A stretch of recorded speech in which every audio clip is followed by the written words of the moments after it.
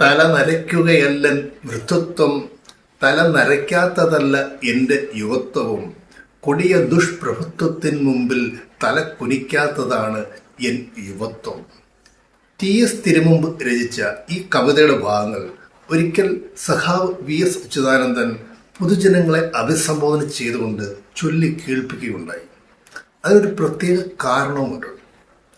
2011 നിയമസഭാ ഇലക്ഷനിൽ മലമ്പുഴയിൽ നിന്ന് മത്സരിച്ച സഖാവ് VS അച്യുതാനന്ദൻ്റെ അദ്ദേഹത്തിൻ്റെ പ്രായത്തെ പരിഹസിച്ചുകൊണ്ട് അന്ന് രാഹുൽ ഗാന്ധി ഒരു പ്രസംഗം നടത്തുകയുണ്ടായി.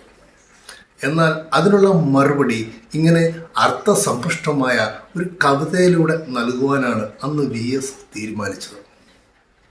അധിക്ഷേപങ്ങൾക്കെതിരെയുള്ള അദ്ദേഹത്തിൻ്റെ പോരാട്ടം അങ്ങ് 8ാം വയസ്സിലെ ആരംഭിച്ചതാണ്.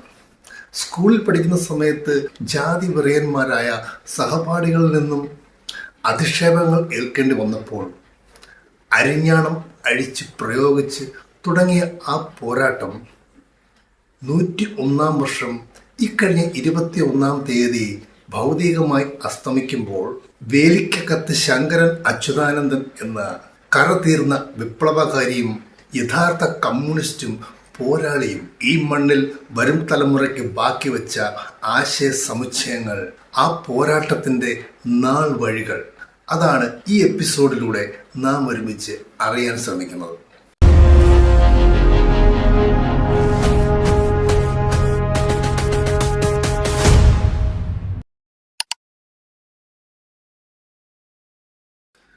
ആയിരത്തി 1923 ഒക്ടോബർ 20 വെന്തലം തല ശങ്കരന്റെയും മാലോർത്തോപ്പിൽ അക്കാമ്മയുടെയും മകനായി VS എന്ന വിപ്ലവ വീര്യം ഉടലെടുക്കുന്നു.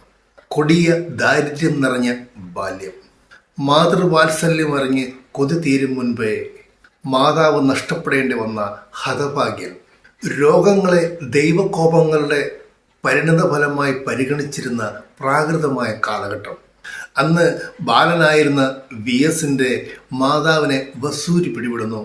ദൂരെ ഒരു ഓലപ്പുരയ്ക്കകത്ത് പൂട്ടിയിട്ട് ഏതോ നികൃഷ്ട ജീവിക്ക് എന്നതുപോലെ ഭക്ഷണവും വെള്ളവും മാത്രം ജാലകത്തിലൂടെ അറപ്പോടുകൂടി കൊടുത്തിരുന്ന കാലഘട്ടം.